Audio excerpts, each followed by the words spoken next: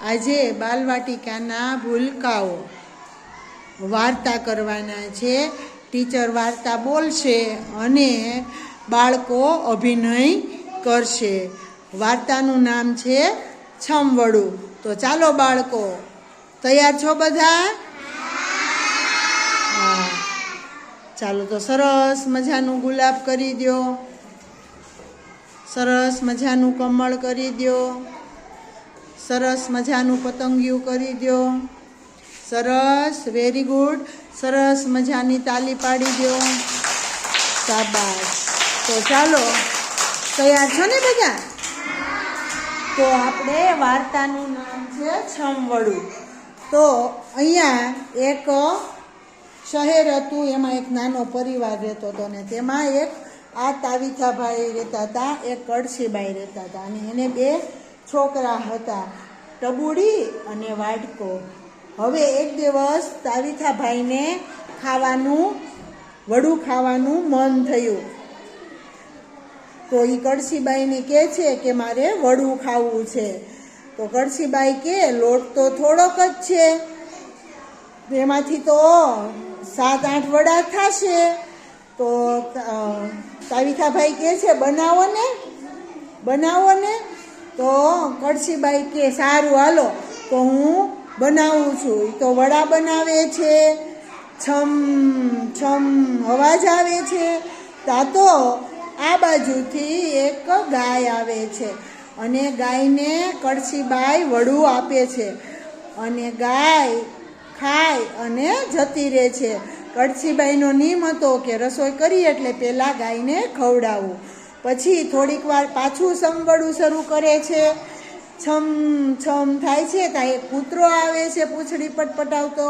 તો કળશીબેન એને પાછું સમવડું આપે છે અને કૂતરો તો ત્યાંથી જતો રહે છે.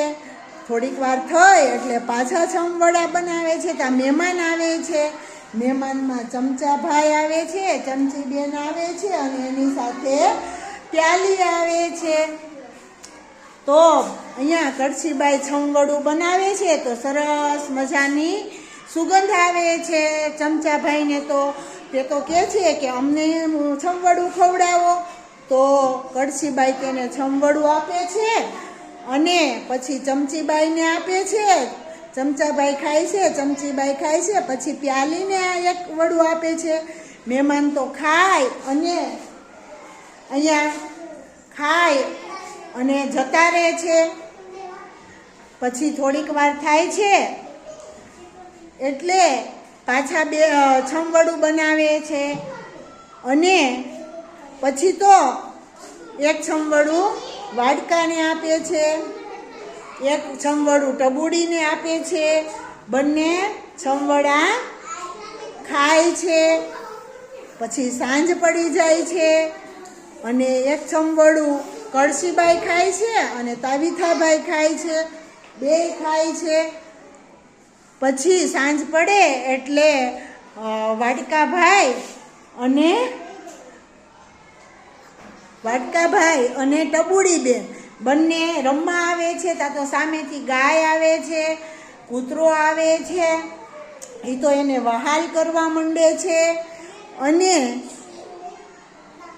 બધા આનંદમાં થઈ જાય છે, રહી જાય છે અને ખાઈ પીને મોજ કરે છે. ચાલો બાળકો, તમે સરસ મજાનો અભિનય કર્યો અને પ્રયત્ન કર્યો છે તમે પાત્રો નિભાવવાનો. તો ચાલો આ બાળકો માટે તાલી પાડી દો. તો સરસ, વેરી ગુડ, ખૂબ સરસ. ચાલો તો સરસ મજાની તાલી પાડી દો ભાઈ. વાહ, સરસ, ખૂબ સરસ, શાબાશ.